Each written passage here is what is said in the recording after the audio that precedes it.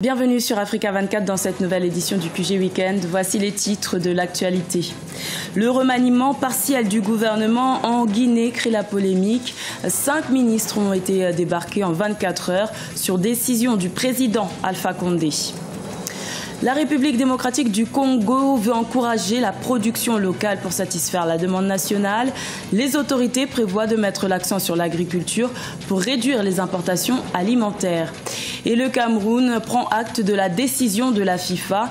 Le ministre des Sports a annoncé la coopération de l'État dans la mise en place d'un nouveau comité de normalisation au sein de la Fédération camerounaise de football.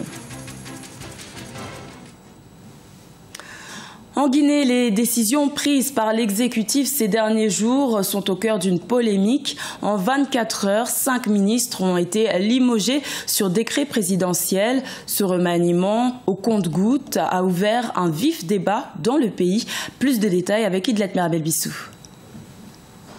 Les 22 et 23 août 2017 en Guinée, 5 ministres du gouvernement de Mamadi Youla ont été débarqués. Depuis, les avis sont partagés sur les derniers limogeages après celui de la ministre des Affaires étrangères et des Guinéens, Makale Camara, et le ministre de la Pêche, de l'Aquaculture et de l'Économie maritime, André Loua. Madame Makale, qui était jusque-là ministre des Affaires étrangères, a été limogée alors qu'elle s'envolait pour Maputo afin d'assister au sommet de la CICAD. Les raisons de son limogeage s'expliquaient, selon certains en tout cas, par sa mauvaise gestion du dossier des citoyens guinéens, bloqués récemment à Dakar alors qu'ils revenaient d'Alger. Alpha Condé donc n'aurait pas du tout apprécié cette humiliation de plus de Guinéens sur le territoire sénégalais. On reprocherait également à Makale Camara une mauvaise coordination de la diplomatie guinéenne.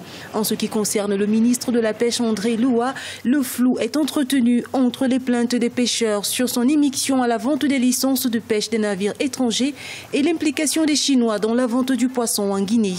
Cette dernière accusation, qui avait entraîné des frustrations dans le secteur de la pêche, serait une des causes du départ de ce dernier. Au sein de l'opinion, par exemple, beaucoup s'interrogent sur l'opportunité de recycler d'anciens ministres au bilan non religieux. Le retour aux affaires de Dr Ibrahim Kourouma et Sanusi Bantamassou, respectivement anciens ministres de l'enseignement préuniversitaire et des Guinéens de l'étranger, suscite aujourd'hui une vague de critiques. Le Rassemblement du peuple de Guinée, parti au pouvoir, se positionne au premier rang des nominations suite aux changements survenus au sein du gouvernement de Mamadi Youla.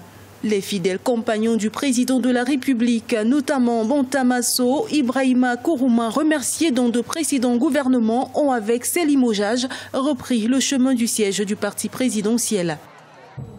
En Angola, la Commission nationale électorale a confirmé le 25 août la victoire du parti au pouvoir, MPLA, aux élections générales. Malgré les contestations de l'opposition qui refuse de reconnaître les résultats, les observateurs internationaux ont exprimé leur satisfaction en ce qui concerne le déroulement de ces scrutins. Plus de détails avec Sharon Camara.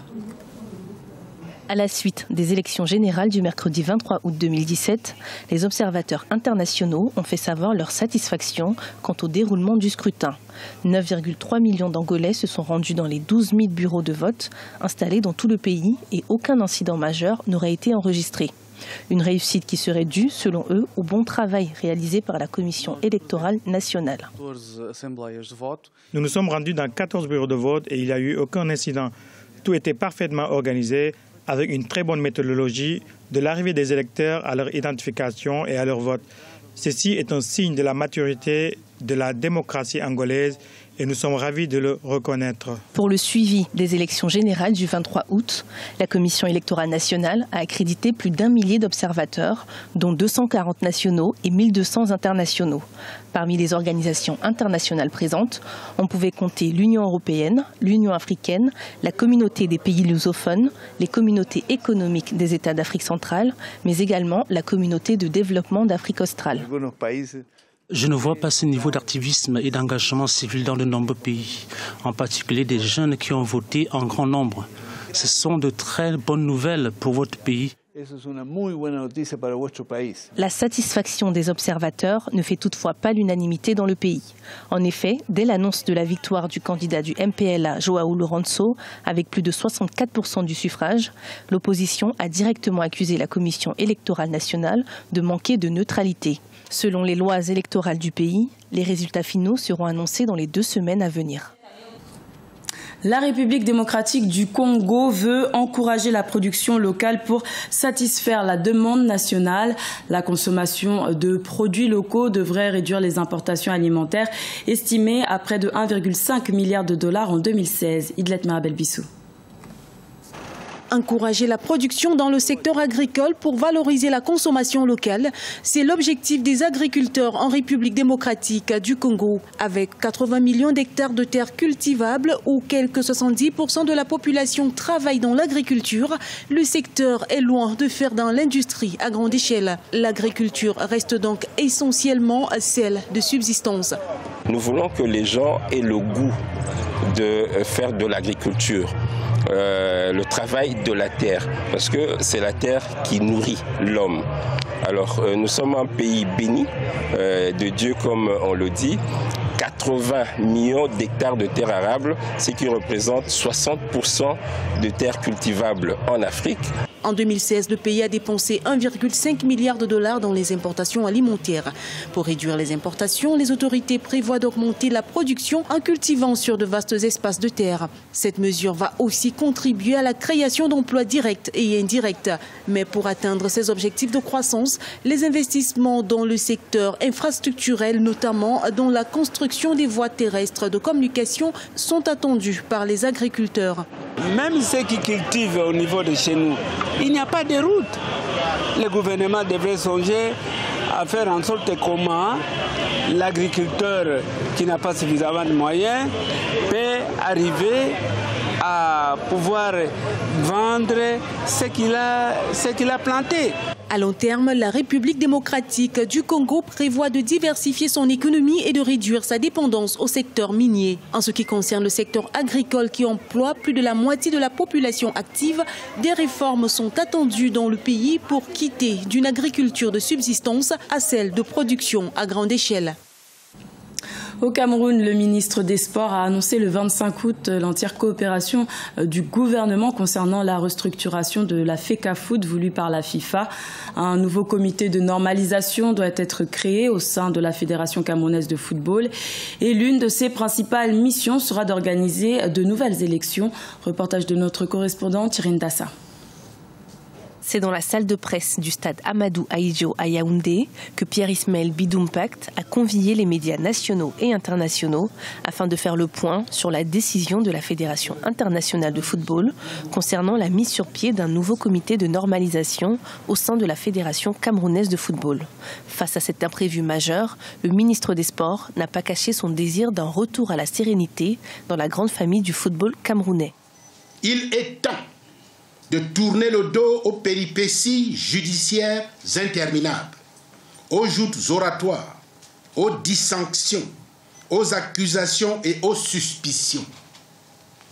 Place au sport, place à la convivialité, à la complémentarité et à la fraternité. Dans l'attente d'une mission FIFA-CAF annoncée dans les prochains jours au Cameroun, le patron des sports a précisé que la mise sur pied du comité de normalisation ne signifiait en aucun cas la suspension de l'instance fêtière du football camerounais. La FECAFOOT, en tant qu'institution, continuera sereinement à mener ses activités. La décision prise par la FIFA n'entachera en rien la préparation du Cameroun à ce rendez-vous continental en 2019, selon le ministre de la Communication, Issa Chiroma, qui réaffirme la détermination du Cameroun à faire de la CAN 2019 une réussite. Ce que nous attendons de la CAF et de la CAN, c'est de nous aider à sortir de ce bourbier. Le gouvernement, la FECAFOOT, la CAF, la FIFA, tous nous poursuivons le même objectif, à savoir mettre de l'ordre dans la maison. FECAFOOT pour le bien du football camerounais. Le nouveau comité de normalisation sera en charge, entre autres, de la gestion des affaires courantes au sein de la FECAFOOT, de l'élaboration de nouveaux statuts en conformité avec les standards de la FIFA et de l'organisation des élections d'un nouveau comité exécutif de la FECAFOOT. La FIFA précise dans son communiqué que le mandat du comité de normalisation expirera au plus tard le 28 février 2018. Un reportage de Thierry Ndassa commenté par Sharon Camara. Dans le reste de l'actualité, l'Afro-Basket Dame se poursuit jusqu'au 27 août au Mali. Voici quelques résultats des matchs de ce vendredi 25 août. L'Angola a été éliminé par le Mozambique sur le score de 61-47. Le match Cameroun-Sénégal a été remporté par les Sénégalaises 71-58. Le Nigeria l'a emporté 98-43 face à la Côte d'Ivoire. Et large victoire également du Mali face à l'Égypte 90-50. Et les demi-finales de cette compétition se jouent ce samedi 26 août. Le premier match opposera le Nigeria au Mali à 18h30 GMT. Et le second match sera Mozambique-Sénégal à 20h45 GMT. Ce journal a été réalisé par l'ensemble de la rédaction. Merci de votre fidélité. Retrouvez dans un instant une nouvelle édition de l'information sur Africa 24.